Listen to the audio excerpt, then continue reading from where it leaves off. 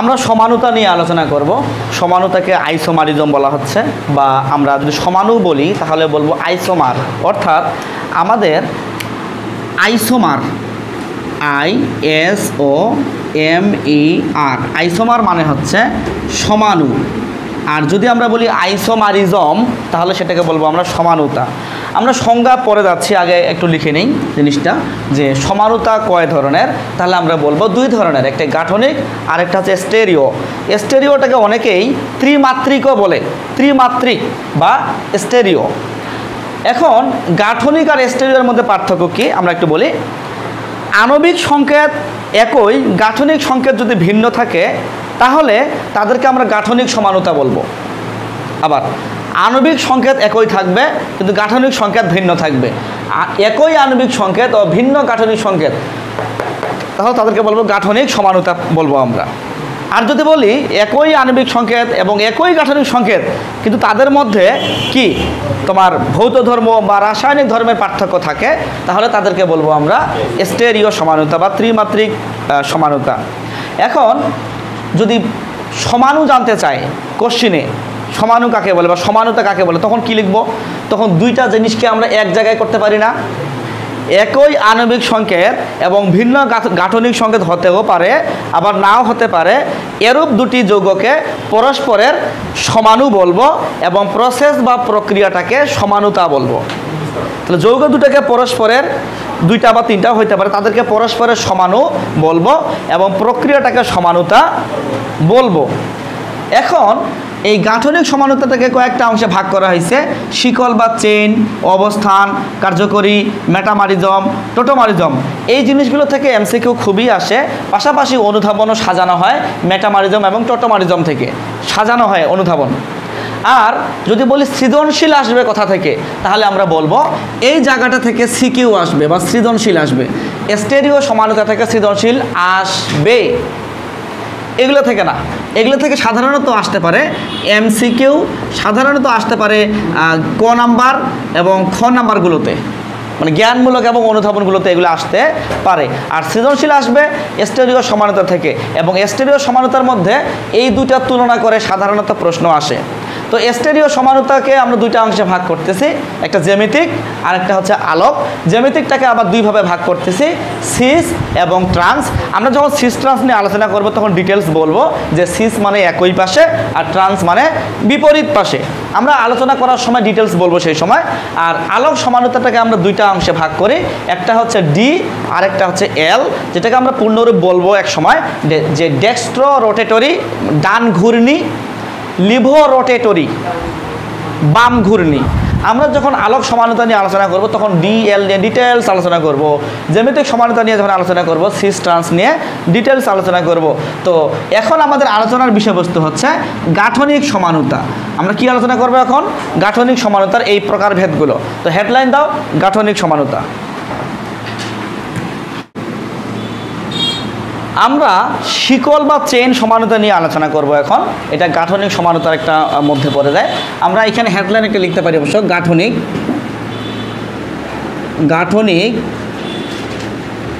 সমানুতার মধ্যে আমরা আলোচনা করতেছি। তো শিকল সমানুতা কি, আমরা এক্সাম্পল দিয়ে বিষয়গুলো ক্লিয়ার মনে রাখার চেষ্টা করব। যেমন হচ্ছে তোমার C5H12, এইটাকে যদি আমরা ভাঙে লিখি তাহলে দেখো তো CH3 CH2 CH2 CH2 CH3 কি পেন্টেন হয় কিনা বলো তো? পেন্টেন হয়। আমি যদি এটাকে সাইজ করতে চাই তাহলে দেখো তো এইভাবে করা যায় কিনা, CH2 CH3 এবং CH3, এখানে আমি এইভাবে দেবো CH, এটা CH। দেখো তো কার্বন সংখ্যা 5টা আছে কিনা, 1 2 3 4 5, 5টা আছে। হাইড্রোজেন দেখো তো 3 3 6 7 8 9 10 11 12। তার মানে এদের দুইটারই আণবিক সংকেত একই কিন্তু চেহারা বা গাঠনিক সংকেত ভিন্ন। আমরা আরেকটা উদাহরণ দিতে পারি এটারই, যেমন CH3 CH2 দাঁড়াও CH3, এখানে CH3, এখানে CH3, একটু দেখি তো কার্বন সংখ্যা 5টা হচ্ছে কিনা। অ্যান্সার কিন্তু হচ্ছে 5টা, 1 2 3 4 5, কার্বন 5টা। হাইড্রোজেন চেক করে দেখো 12টাই হচ্ছে। কিভাবে? 3 4 এ 12। সুতরাং আমরা দেখতে পাচ্ছি এদেরকে আমরা শিকল বা চেইন সমানুতা বলবো। কেন বলবো দেখো তো, প্রধান শিকল এটা না রে, এটা প্রধান শিকল না, এটা প্রধান শিকল না, এটাও প্রধান শিকল। প্রধান শিকলের দৈর্ঘ্যের পরিবর্তনের ফলে যে সমানুতা সৃষ্টি হয় সেটাকেই বলি আমরা শিকল সমাণু। তাদেরকে পরস্পর শিকল সমাণু এবং প্রসেস বা প্রক্রিয়াটাকে বলতেছি আমরা সমানুতা, শিকল সমানুতা। আবারও বলি, প্রধান শিকলের দৈর্ঘ্যের পরিবর্তনের ফলে আমরা যদি একটু গবেষণা করে দেখি 1 2 3 4 5, 5 একক, এখানে কত পাবো? 5 একক, 1 2 3 4, এখানে কত পাবো? 4 একক, আর এখানে পাবো আমরা 3 একক। দেখো আমাদের প্রধান শিকলের দৈর্ঘ্য কিন্তু চেঞ্জ হচ্ছে, কি চেঞ্জ হচ্ছে না? তাহলে প্রধান শিকলের দৈর্ঘ্যের পরিবর্তনের ফলে যে সমানুতা সৃষ্টি হয় সেটাকে বলি আমরা শিকল বা চেইন সমাণু, এবং প্রসেস বা প্রক্রিয়াটাকে বলবো আমরা সমানুতা। বোঝা গেছে বাংলা কথা?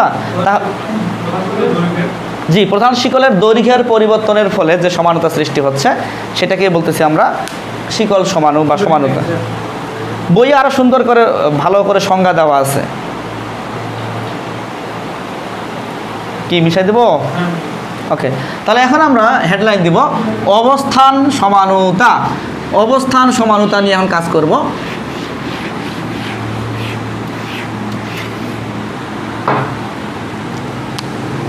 দুই নাম্বার, অবস্থান সমানুতা। অবস্থান সমানুতা আমরা এখানে একটা এক্সাম্পল নেই, তারপরে আমরা কথাগুলো বলি। সেটা হচ্ছে C4H8 একটা এক্সাম্পল নিলাম আমরা, যার নাম হচ্ছে বিউটিন। কি বিউটিন না? আমরা যদি বিউটিন নিয়ে একটু কাজ করি তাহলে দেখবো এইভাবে CH3 CH double bond CH bond CH3, এটা কি বিউটিন হলো না? জি, এটা বিউটিন হলো, যার নাম বিউটিন 2। জি, আমি আরেকটা উদাহরণ লিখবো এখানে CH3 CH2 CH double bond CH2, এটাও বিউটিন, তবে এটাকে বলতেছি আমরা বিউটিন 1 বলতেছি। আমরা একটু গবেষণা করে দেখি এই উদাহরণে কার্বন 4টা এখানেও আছে, এখানেও আছে।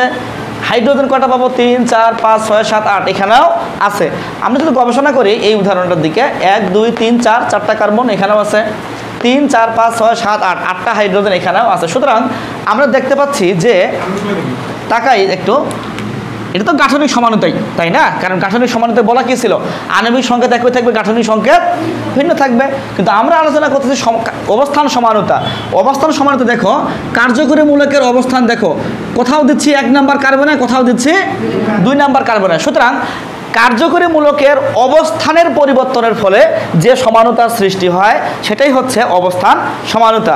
আমি বুঝাতে পারিনি, কার্যকরী মূলকের অবস্থানের পরিবর্তনের ফলে এখানে হচ্ছে 1 নাম্বার কার্বনে আর এখানে হচ্ছে 2 নাম্বার কার্বনে। সুতরাং কার্যকরী মূলকের অবস্থানের ফলে যে সমানুতার সৃষ্টি হয় সেটাই হচ্ছে অবস্থান সমানুতা। সমানুতা সৃষ্টি হয় কি? আমাদের উদাহরণের সাথে সংজ্ঞার কি মিল আছে কি? বইয়ে কিন্তু আরও হয়তো ভালো সংজ্ঞা থাকতে পারে। আমরা আরও একটা উদাহরণ ইউজ করব। তাহলে এটা হচ্ছে আমাদের অবস্থান সমানুতার উদাহরণ, এই দুইটা। আমরা আরও একটা উদাহরণ ইউজ করব, যেমন তাকাই CH3 CH2 CH2OH। দেখো তো এটার নাম প্রোপানল 1 কিনা? যারা পড়াশোনা করছো তোমরা, এটার নাম প্রোপানল 1। কেন 1? 1 নম্বরে ওইচ আছে, এটার নাম প্রোপানল 1। দেখো তো আমি এটা এইভাবে করতে পারি কিনা রে? CH3 CHOH bond CH3, propanol 2, propanol 2। আমরা যদি একটু গবেষণা করে দেখি এখানে কার্বন হাইড্রোজেন কতগুলো? কার্বন পাচ্ছি আমরা 3টা, হাইড্রোজেন 3 4 5 6 7 আর কে 8, H 8টা, আর অক্সিজেন আমাদের। দেখো তো এটার সাথে এটা মিল আছে কিনা? কার্বন 3টা, 1 2 3, 1 2 3, হাইড্রোজেন পাচ্ছি 8টা, 3 4 5 6 7 আর কে 8, এবং এই হলো অক্সিজেন। সুতরাং আণবিক সংকেত একই, কিন্তু তাদের গঠন বা গাঠনিক সংকেত ভিন্ন, তাই এদেরকে গাঠনিক সমানুতা বলতেছি। কিন্তু গাঠনিক সমানুতা বলার পরেও গাঠনিক সমানুতা তো ভাগ আছে, কি অবস্থান সমানুতা আমরা পড়তেছি। দেখো কার্যকরী মূলকের অবস্থানের পরিবর্তন হচ্ছে, এটা 1 নম্বরে দিচ্ছি OH মানে কার্যকরী মূলকটা, এখানে আবার দিচ্ছি কোথায় 2 নম্বরে। কার্যকরী মূলকের অবস্থানের পরিবর্তনের ফলে যে সমানুতা সৃষ্টি হয় সেটাকে বলি আমরা অবস্থান সমানুতা। বুঝুনি? ওকে, তাহলে আমরা এখন তাহলে এই দুইটা হচ্ছে আমাদের অবস্থান সমানুতার এক্সাম্পল। আমাদের এমসিকিউ আসবে নিচের কোন জোড়া দুটি বা কোন যুগল বা কোন নিচের কোনটি অবস্থান সমানুতার উদাহরণ হয় বা নয়, এইভাবে আমাদের উদাহরণ আসতে পারে। আমরা এখন আরেকটা উদাহরণে যাব, আরেকটা পয়েন্টে যাব, যার নাম কার্যকরীমূলক সমানুতা। বিষয় দিচ্ছি এটা হেডলাইন, কার্যকরীমূলক সমানুতা। জি, কার্যকরীমূলক সমানুতা হেডলাইন দেব।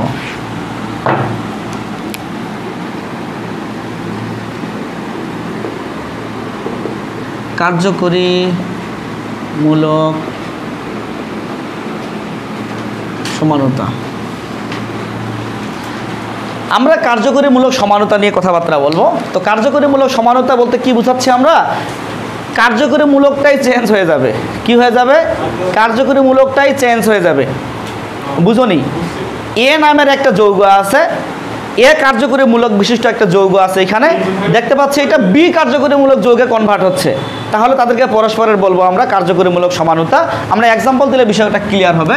আমি একটু এক্সাম্পল ইউজ করি, যেমন CH3 CH2OH এবং CH3OCH3। আমি যদি বলি যে এখানে কার্বন কয়টারে 2টা, হাইড্রোজেন কয়টা 6টা, অক্সিজেন কয়টা? অক্সিজেন একটা। তো একটু তোমরা নিজেরাই নিজের বিবেককে প্রশ্ন করে দেখো, আণবিক সংকেত একই, তাদের গাঠনিক সংকেত ভিন্ন আছে কিনা দেখো তো। আমাদের এমসিকিউ এর জন্য ছোটস্থ মুখস্থ প্রয়োজনে রাখতে হবে এমসিকিউ পারার জন্য। কি? আমরা অ্যালকোহলের একটা সমাণু পাবো ইথার, এটাই এমসিকিউ। আমরা অ্যালকোহলের একটা সমাণু পাবো ইথার, মনে থাকবে? আমরা অ্যালকোহলের একটা সমাণু পাবো ইথার, এটা মাথায় রাখতে হবে, এটাই হচ্ছে বিষয়। আমরা আরও একটা উদাহরণ ইউজ করব, যেমন আমরা কিন্তু এখানে একটা উদাহরণ পাইলাম। আমরা যদি এই উদাহরণটা নেই CH3 CH2 না নিয়ে CHO নিলাম, এবং আরেকটা উদাহরণ সাজাইলাম CH3 COCH3। একটু আমাকে বলো তো যে এখানে কার্বন যেন কয়টা? কার্বন 3টা, হাইড্রোজেন 3 দিয়ে 5 6টা মনে হয় নাকি, অক্সিজেন একটা। এইখানে কি যেন, দেখো তো এগুলো মিল আছে কিনা রে দুইটার সাথে? ঠিক আছে, তাহলে আমরা একটা অ্যালডিহাইডের সমাণু পাবো কিটোন, একবারে ঠটস্থ এমসিকিউ। তাহলে এই দুইটা জোড়া মনে রাখবো, এই দুইটা জোড়া মনে রাখবো। তাহলে অ্যালকোহলের সাথে কার? ইথার। অ্যালডিহাইডের সাথে কার? এর নাম এমসিকিউ। এইগুলাই এমসিকিউ, পড়বা নাম্বার পাবা, পড়বা না নাম্বার পাবা না। তাহলে দুইটা আমরা এক্সাম্পল দিলাম, দুই টাইপের। আমরা পরবর্তীতে আমরা এগুলো নিয়ে সামারি টানবো, কি হচ্ছে না হচ্ছে। আমরা আরও আচ্ছা তাহলে কি বলা যায় রে, কার্যকরীমূলক সমানুতা কি? তাহলে যে সকল সমানুতা কার্যকরীমূলকটাই চেঞ্জ হয়ে যায়, সে সকল সমানুতাকে আমরা কার্যকরীমূলক সমানুতা বলি। তাহলে সংক্ষেপে লিখে রাখো যে কার্যকরীমূলক চেঞ্জ, তাহলে আমাদের রিভিশনের সময় কাজে লাগবে হয়তো, তাই না? কার্যকরীমূলক চেঞ্জ। আর প্রথমটা গাঠনিক সমানুতা কি বললাম? সংক্ষেপে লিখে রাখবে এগুলা। প্রধান শিকড়ের দৈর্ঘ্যের পরিবর্তন। 2 নাম্বার কি বললাম? অবস্থান সমানুতায় কি লিখবা? কার্যকরীমূলকের অবস্থানের পরিবর্তন। এইভাবে লিখলেই হয়তো রিভিশন যখন দিব আমরা খাতায়, তখন ভালো মনে পড়বে বিষয়গুলো, ঠিক আছে? আর সংজ্ঞা 24 ঘন্টা মুখস্থ রাখলেও কাজে লাগবে না। ওকে, আমরা আরও দুই টাইপের এক্সাম্পল দিব। যেমন আমরা যদি এখানে একটা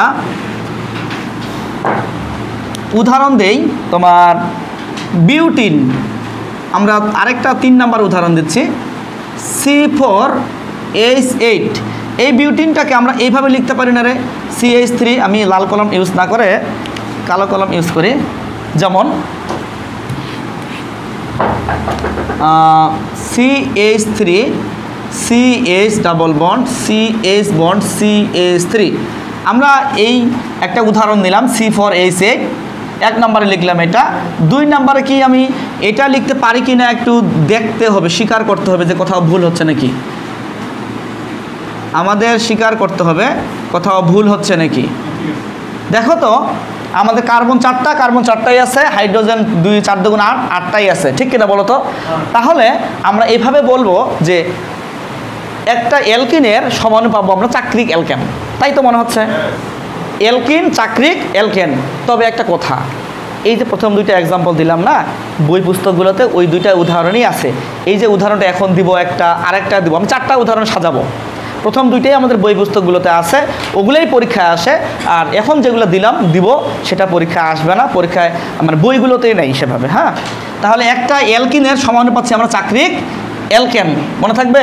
অথবা ভাই ব্যাপারটা জিজ্ঞেস করতে পারে যে একটা অসম্পৃক্ত যৌগের আমরা কি সম্পৃক্ত সমাণু পাবো? অ্যান্সার হচ্ছে জি স্যার পাবো। এটা একটা অসম্পৃক্ত যৌগ, এর একটা সমাণু সম্পৃক্ত যৌগ। সম্পৃক্ত মানে কার্বন কার্বন একক বন্ড, সুতরাং কথা তো ঠিক, জি স্যার পাবো। একটা সম্পৃক্ত যৌগের, একটা অসম্পৃক্ত যৌগের সম্পৃক্ত সমাণু আমরা পাবো। যেমনটা আমরা পড়ছিলাম, চিন্তা করো তো, ইথাইনের পলিমারকরণ করে বেনজিন পাইছিলাম। অর্থাৎ স্যাররা যদি ভাই ব্যাপারটা জিজ্ঞাসা করে যে আমরা কি একটা অ্যালিফেটিক যৌগ থেকে অ্যারোমেটিক পাবো? জি স্যার পাবো। কি পাবো স্যার? ওই যে অ্যালকাইন ইথাইনকে যদি আমরা আয়রন 400 ডিগ্রি সেলসিয়াস নিয়ে পলিমারকরণ করি তাহলে আমরা বেনজিন পাবো। ইথাইন একটা অ্যালিফেটিক আর বেনজিন একটা, সুতরাং অ্যালিফেটিক থেকে অ্যারোমেটিক যাওয়া সম্ভব। হ্যাঁ, সৃজনশীলতা থাকবেই। জি, তাহলে আমাদের এই লাইনে আসি, অ্যালকিন চাক্রিক অ্যালকেন মনে থাকবে। তাহলে আমরা আরেকটা উদাহরণ দিব এখন, সেটা হচ্ছে জি অ্যালকিন চাক্রিক অ্যালকেন। তারপরে আমরা C4H6 একটা অ্যালকাইন ইউজ করলাম। এটা অ্যালকাইন না রে, বিউটাইন না? এই যারা পড়াশোনা করছে বিউটাইন না, এটা সূত্র ফেলো CnH2n-2 অ্যালকাইন। ওকে, আমরা অ্যালকাইনটাকে এইভাবে লিখতে পারি কিনা দেখো তো, CH3CH2C ট্রিপল বন্ড CH লিখা যায়? যায়। আমরা যদি এটাকে এইভাবে লিখতে চাই, কোনো ঝামেলা হওয়ার কথা আছে কি না আমাকে খালি বলতে হবে। কোনো ঝামেলা হইতে পারে কি না, কোনো ঝামেলা হইতে পারে কি না। এই দেখো তো, চাক্রিক অ্যালকিন, অ্যালকাইন থেকে চাক্রিক অ্যালকিন। এটাই যে অ্যালকিন প্রমাণ কি? Double bond. এটা যে চাক্রিক প্রমাণ কি? বদ্ধ। তাহলে হাত পা চেক করে দেখি, 2 4 5 6, 6টা হাইড্রোজেন 6টা হাইড্রোজেন, 4টা কার্বন 4টা কার্বন। সুতরাং আমাদের একটা অ্যালকাইনের সমাণু পাচ্ছি চাক্রিক অ্যালকিন। জি, আমরা এখন এই বিষয়গুলোকে এক জায়গায় লিখবো। আমি কি এটা মিশাই দেবো? আচ্ছা, তাহলে এই পাশে এই সাইডটা মিশাই দিই আমি। আমরা যা যা বললাম তা যদি একটু গবেষণা করে দেখি তাহলে হয়তো এইভাবে দেখতে পারি। যেমন আমরা একটা অ্যালকোহলের সমাণু পাবো ইথার, সংক্ষেপে লিখলাম, বুঝে নিও। একটা অ্যালকোহলের সমাণু পাবো ইথার, আর একটা অ্যালডিহাইডের সমাণু পাবো আমরা কিটোন। অস্বীকার করার কিছু নাই, এগুলোই দেখে আসলাম। 3 নাম্বার, একটা অ্যালকিন মানে ডাবল বন্ড দিলাম আমি, বুঝে নিও। একটা অ্যালকিনের সমাণু পাবো আমরা চাক্রিক অ্যালকেন, অর্থাৎ চাক্রিক অ্যালকেন। আমরা 4 নাম্বারে যদি দেখি তাহলে একটা অ্যালকাইনের সমাণু পাবো আমরা চাক্রিক অ্যালকিন।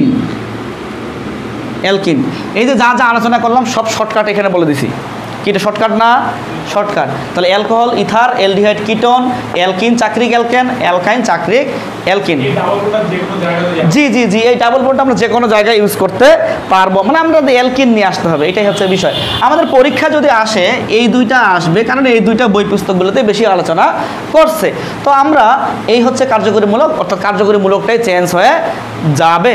আমরা আরেকটা সমানতা নিয়ে আলোচনা করব যার নাম মেটামারিজম। আমরা এখন হেডলাইন দেবো মেটামারিজম। এটা কি মিশাই দেবো?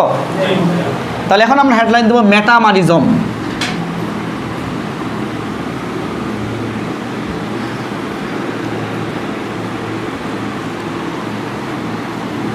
নামগুলো কি মনে হচ্ছে কোনো জায়গা থেকে আমদানি করা হয়েছে নামগুলো। Metamerism,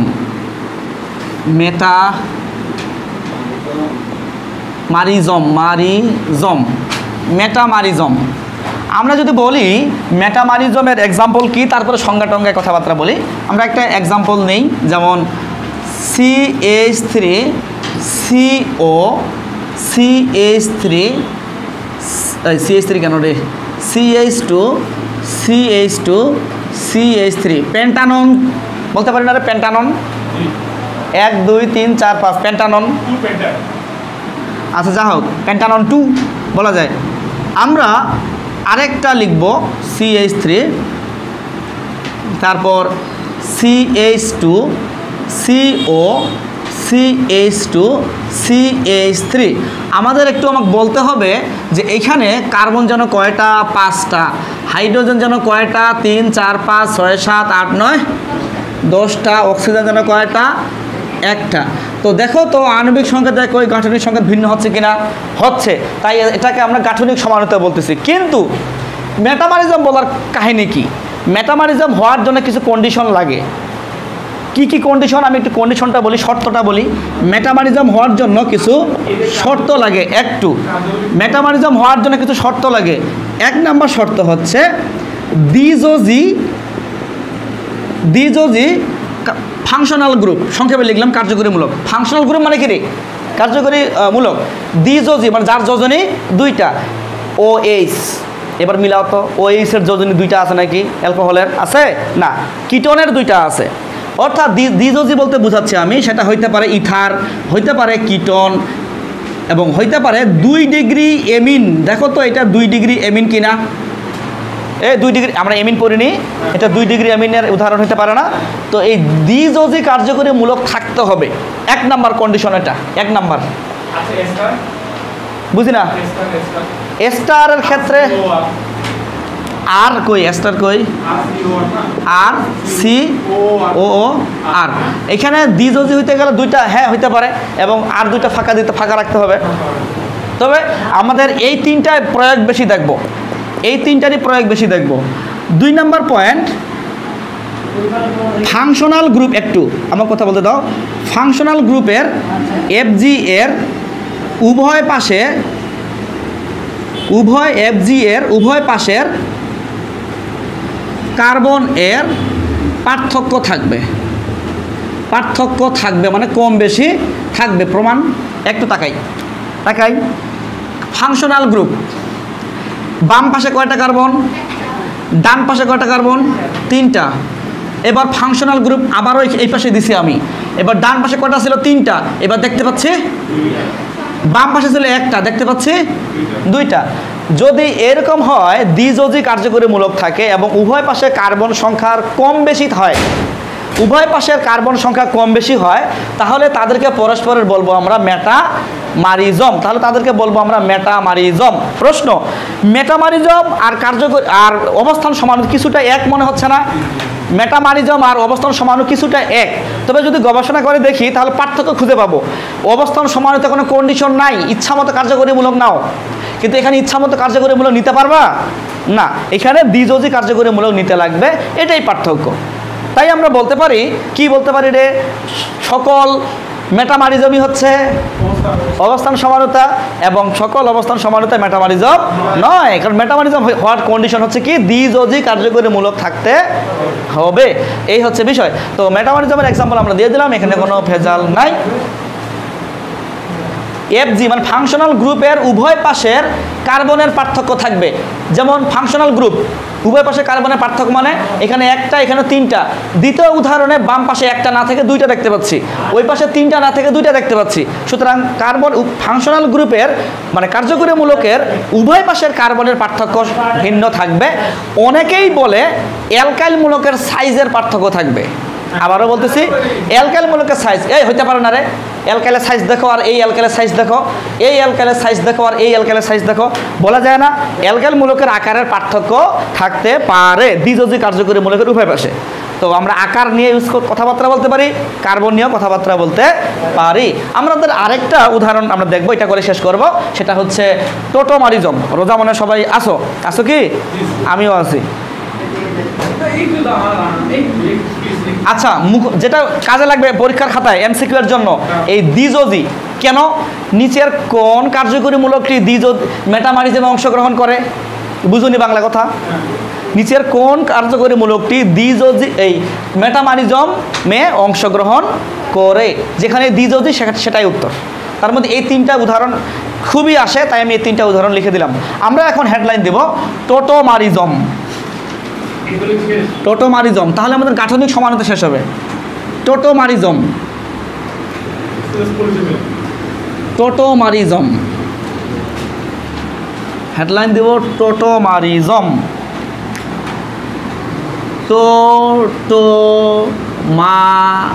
tautomerism, tautomerism. এখানে যে ঘটনাটা ঘটে, আমি একটা এক্সাম্পল লিখি, তারপরে বাকি কথা। এক্সাম্পলটা আমি কালো কলম দিয়ে লিখি, নাহলে দেখা যাবে না। যেমন CH3 CO CH3, এবং আমি যেটা বলতে চাচ্ছি সেটা হচ্ছে যে CH3 COH double bond CH2। আমি জানি কিছুই বুঝো নেই, তাই না? জি, আমাদের একটু তাকাই, টোটোমারিজম হওয়ার কন্ডিশন কি? এইখানেও কার্যকরীমূলক চেঞ্জ হবে, তাহলে তো কার্যকরীমূলক সমান হয়ে গেল। বাংলা কথা কি বুঝুনি? এখানেও কার্যকরীমূলক যদি চেঞ্জ হয় তাহলে তো কার্যকরীমূলক সমান হয়ে গেল। পার্থক্য কি? এটা গতিশীল থাকবে, অর্থাৎ বাম থেকে ডান, ডান থেকে বাম। দেখো, কিন্তু কার্যকরীমূলক এরকম কোনো কন্ডিশন ছিল? কার্যকরীমূলক এরকম কন্ডিশন ছিল না। ওইখানে বলা ছিল যে কার্যকরীমূলকটা চেঞ্জ হয়ে যাবে, অ্যালকোহল, ইথার, অ্যালডিহাইড, কিটোন বলা ছিল না? কিন্তু এখানে এটা গতিশীল অবস্থা থাকবে, যার কারণে এর আরেকটা নাম হচ্ছে গতিশীল সমানুতা। গতিশীল সমানুতা, গতিশীল, বিকল্প নাম গতিশীল। এখন আমাদের এর মেকানিজম আমরা জানবো, তারপরে আরও কিছু কথাবার্তা বলবো। মেকানিজম বলতে কি, আমরা তড়িৎ ঋণাত্মকতা দিয়ে ব্যাখ্যা করতে পারি। কিভাবে? CH3 CO CH3, একটু আমরা কাজ করি, দাঁড়াও, আমরা একটু কাজ করি এখানে। সেটা হচ্ছে, আমরা জানি অক্সিজেনের তড়িৎ ঋণাত্মকতার মান 3.5, অক্সিজেন হচ্ছে, কার্বন হচ্ছে 2.5। তো শেয়ারকৃত ইলেকট্রনগুলো কে যেন তুলে নিবে। সুতরাং অক্সিজেনের এখানে একটা নতুন করে হাত সৃষ্টি হবে, কার্বনের এখানে পজিটিভ চার্জ সৃষ্টি হবে, মাইনাস সৃষ্টি হবে না, নতুন একটা হাত সৃষ্টি হওয়া, মাইনাস সৃষ্টি হবে না, নতুন একটা হাত সৃষ্টি হওয়া। এখন আমরা যেটা বলতে চাচ্ছি সেটা হচ্ছে যে কোনো একটা এইচের ইলেকট্রনগুলো এর মাঝামাঝি চলে যাবে। এই এইচটা এইচ প্লাস আকারে বাইরে বের হয়ে যাবে, কারণ কি? সে ইলেকট্রন নিয়ে আসতে পারে না। পরবর্তীতে এই এইচ প্লাসটা এইখানে যুক্ত হবে। কেন? এইখানে যে O মাইনাস ছিল, বুঝুনি? আমরা আবারও একটু রিপিট করি, কি হলো? আমাদের একটা উদাহরণ ছিল CH3 CO CH3। আমরা যে কাজটা করলাম সেটা হচ্ছে যে আমাদের এই দুইটা ইলেকট্রন, পাই ইলেকট্রন অক্সিজেন তুলে নিয়ে নেগেটিভ আয়নে পরিণত হবে, এবং এই কার্বন ইলেকট্রন হারিয়ে পজিটিভ চার্জ প্রাপ্ত হবে। এবার যে কোনো একটা হাইড্রোজেন, এই কার্বনের, ধরে নাও এই হাইড্রোজেন, এই কার্বন হাইড্রোজেনের দুইটা ইলেকট্রনের মধ্যে একটা কার্বনের, আরেকটা এই দুইটা ইলেকট্রনই এইখানে মাঝখানে চলে আসবে। মাঝখানে যখন আসবে, এই হাইড্রোজেন কিন্তু ইলেকট্রন নিয়ে আসতে কিন্তু পারতেছে না, পারতেছে, তাই সে বাইরে H প্লাস আকারে বিমুক্ত হবে। যে H প্লাস এই OH মাইনাসের সাথে যুক্ত হয়ে OH মাইনাস তৈরি করবে, আর এখানে দুইটা ইলেকট্রন গিয়ে নতুন করে একটা বন্ড সৃষ্টি হবে, এবং তার পজিটিভ চার্জ নিউট্রাল হয়ে একটা নতুন বন্ড সৃষ্টি হবে, যার নাম প্রোপিন টু অল। আমি লিখে দিই একটু, propene to all, propene to all. Prop 1 2 all বলো, বুঝি নাই?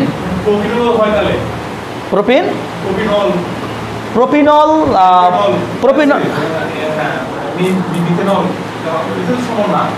প্রোপিন টু অল বলবো আমরা, প্রোপিন টু অল, বা প্রপ 1 2 অল, এটাও বলা যায়, প্রপ 1 2 অল। যা হোক, বিষয় সেটা না, বিষয় হচ্ছে আমাদের অলওয়েজ একটা ইনল টাইপের যৌগ তৈরি হবে। এক কথায় ঠিক, অলওয়েজ কি যৌগ তৈরি হবে?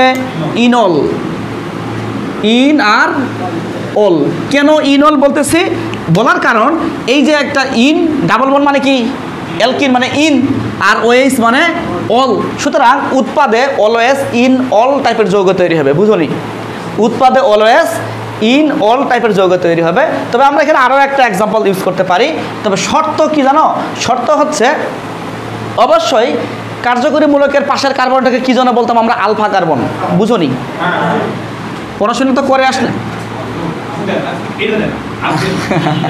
কার্যকরী মূলকের পাশের কার্বনটাকে আমরা বলতাম আলফা কার্বন, এটাও আলফা প্রাইম কার্বন। বুঝুনি, বুঝতে পারছো? নিয়ম হচ্ছে আলফা কার্বন থেকে একটা এইচ বের হয়ে যাবে। আমি এখান থেকে বের করছি কেন, তুমি এখান থেকে বের করলে কি মহাভারত অশুদ্ধ হবে? একটা কথা মাথায় রাখতে হবে, এই টোটোমারিজম হওয়ার জন্য কার্বনিল মূলক হওয়া অত্যাবশ্যক, লাগবেই কার্বনিল মূলক। তাহলে কোথায় কোথায় আছে এলডিহাইডের কিটন, তার মানে এলডিহাইডও এই বিক্রিয়া দেখাইতে পারে, কিটনও দেখাইতে পারে। আমরা অনলি দেখাইলাম মাত্র কি দেখাইলাম রে, কিটনের বিক্রিয়া দেখাইলাম, কেন এলডিহাইড দেখাইতে পারি না?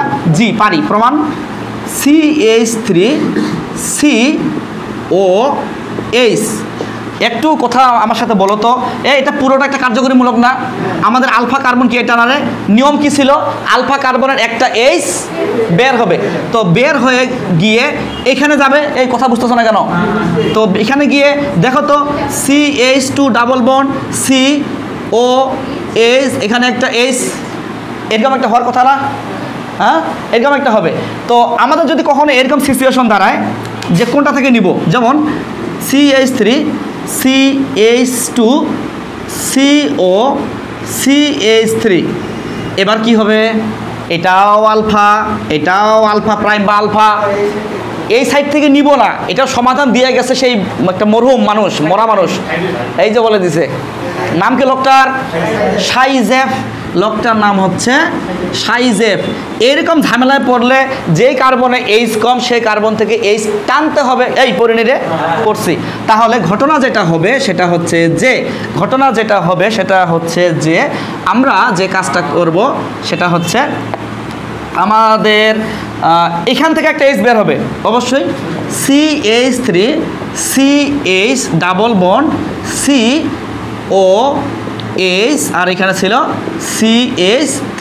নিয়মের বাইরে আমি যাইনি তো, নিয়মের বাইরে আমি যাইনি। এরকম ঘটনা ঘটতে পারে। সাধারণত আমাদের বাম পাশের যে অংশগুলো এগুলো স্থায়ী হয় বেশি, এগুলো বাম পাশের যে অংশগুলো সেগুলো কি হয় বেশি, এমসিকিউ আসতে পারে কিন্তু আসেনি। আর এগুলো কি হইতে পারে, অস্থায়ী হয় বেশি। বুঝি না, এটা ইনল, অ্যালকোহল বলতে ইনল।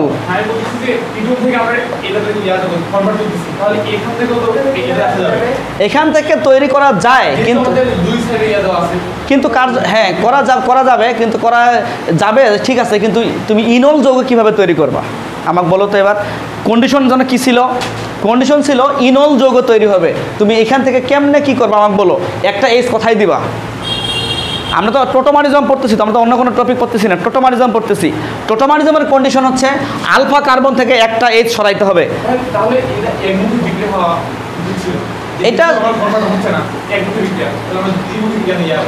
এটা সাধারণত এটা অস্থায়ী হয়, সাথে সাথে এটাতে কনভার্ট হয়। আর আমাদের যেটা মনে রাখতে হবে, আমাদের ইয়া স্যারের বইয়ে একটা কথা আছে, তোমার কি বলে হাজারি স্যারের বইয়ে একটা উদাহরণ আছে, যে উদাহরণটা আমরা এখনও ইউজ করিনি। উদাহরণটা যদি ইউজ করি তাহলে দেখতে পাবো যে কখনো কখনো আমাদের এই উদাহরণটা দিয়ে শেষ করতেছি, সেই উদাহরণটা হচ্ছে এরকম যে, তাকাও একটু, আমাদের যদি কখনো এরকম সিচুয়েশন থাকে CH3CO CH2 CO CH3, এবার কি হবে, এবার কেমন কেমন হয়ে গেল না? এবার যেটা হবে সেটা হচ্ছে, জি আমি যে কোনো একটা জায়গায় নিয়ে যেতে পারি। দেখো তো, আমি যদি এটা কার্যকরী মূলক ধরি, এটাও আলফা কার্বন, এটাও আলফা কার্বন, তো সাইজেব বলছে কম, মানে এখান থেকে নিয়ে যাব, তাই না? এখান থেকে নিয়ে যাব। এবার যদি এই দুইটার তো তুলনা করি, আমি এটা কার্যকরী মূলক আর এই দুইটার তুলনা করি, তাহলে এখান থেকে এখানে যাবে। মূলত আমাদের এখানে যে ঘটনাটা ঘটবে, তাকাই একটু, CH3COH, আর এখানে তোমার কি হবে, double bond CH bond C, এটা ভাঙবো না, কেন নিয়মের বহির্ভূত হয়ে গেল না বিষয়টা? নিয়ম কোথায় নাই নিয়মের বহির্ভূত, সবে তো আছে, সব জায়গাতে ব্যতিক্রম আছে। এইখানে যে ঘটনাটা ঘটবে সেটা হচ্ছে আমরা প্রথম পত্র অধ্যায় 3 হাইড্রোজেন বন্ধন নামে জিনিস পড়ছি। তোমার পড়ছো কি না? পড়ছো? হাইড্রোজেনের সাথে অধিক তড়িৎ ঋণাত্মক মৌলের ডট ডট যে বন্ধন সেটাই হাইড্রোজেন বন্ধন। গবেষণা করে আমরা বলছিলাম অধিক তড়িৎ ঋণাত্মক মৌল হচ্ছে 3টা ফোন FON। তো দেখো তো এটা কি বন্ধন তৈরি হবে রে? এটা কি বন্ধন তৈরি হবে? হাইড্রোজেন বন্ধন তৈরি হবে এটা। তবে যদি বলো পরীক্ষায় আসে কোনটা সবচেয়ে বেশি, তাহলে বলবে এতক্ষণ থেকে যা যা এক্সাম্পল দিলাম একটাও আসবে না, আসবে এই উদাহরণটা। একাধিক জায়গায় এই উদাহরণ আসবে, তোমাদেরও আসবে। আর যা যা আমি দিলাম এখন পর্যন্ত এই টাইপের উদাহরণ আমরা খুঁজে পাইনি, হয়তো ভবিষ্যতে দিতে পারে। তো আমরা যদি জি আমি তোমার কথা বুঝতে পারছি। আমি চাইলে এইখানে এইচটা নিয়ে গিয়ে ও এইচ করতাম এবং এইচের সাথে ও এর একটা হাইড্রোজেন বন্ধন দেখাইতে পারতাম, উল্টাও ঘটতে পারতো, একই জিনিস উল্টা ঘটতে পারতো। আমরা অনেক কিছু আলোচনা করলাম, আমরা আর হয়তো 1 মিনিট 2 মিনিট নিয়ে শেষ করব। আমিও রোজা আছি, হাসে লাভ নাই, আমিও রোজা আছি, না খেয়ে আমিও আছি। আমরা সামারি টানে শেষ করব, সারমর্ম টানে শেষ করব যে কী হলো। আসলে ডিটেলস তো আমাদের মনে থাকবে না অনেক সময়। আমরা যদি বলি যে আমরা গাঠনিক সমানতা পড়তেছি এক কথায় চূড়ান্ত, আমাদের শিকল সমানুতায় যেটা দেখলাম, সেটা হচ্ছে প্রধান শিকলের কি যেন হয়, প্রধান শিকলের লেন্থ বা দৈর্ঘ্য কমে যাবে কি ঠিক কিনা বলো তো? 2 নাম্বার আমাদের অবস্থান সমানতা নিয়ে আমরা আলোচনা করলাম। অবস্থান সমানতা শর্টকাট যদি আমরা জানি তাহলে ফাংশনাল গ্রুপের অবস্থানের চেঞ্জ হবে। বুঝুনি বাংলা কথা? মানে কার্যকরীমূলকের জায়গার পরিবর্তন ঘটবে। 3 নাম্বার দিয়ে যদি তাকাই আমরা কার্যকরীমূলক সমানুতা যদি তাকাই তাহলে ফাংশনাল গ্রুপটাই চেঞ্জ হয়ে যাবে। এই কেন রে? অ্যালকোহল, ইথার, অ্যালডিহাইড কিটার পড়লাম না? 3 নাম্বার দিকে যদি তাকাই তাহলে আমরা বলবো যে কি বলবো, মেটামারিজম না, মেটামারিজমে কি দেখলাম? শর্ত কিছু থাকে এবং এখানে দ্বিযোজী ফাংশনাল গ্রুপ থাকে, দ্বিযোজী ফাংশনাল গ্রুপ থাকবে। তারপরে 2 নাম্বার কি জন্য বললাম, ওই ফাংশনাল গ্রুপের উভয় পাশে কার্বন এর পার্থক্য থাকবে। বুঝুনি? পার্থক্য থাকবে, ফাংশনাল গ্রুপের উভয় পাশে কার্বনের পার্থক্য থাকবে, বললাম না কিছুক্ষণ আগে। 4 নাম্বার যেটা আলোচনা করলাম সেটা হচ্ছে এই 4 নাম্বার তো না, 5 নাম্বার, সেটা হচ্ছে টোটোমারিজম। কি রে?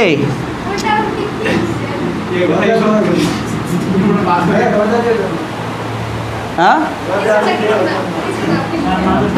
টোটোমারিজম। হাসার কারণ কি রে? আমি বুঝলাম না।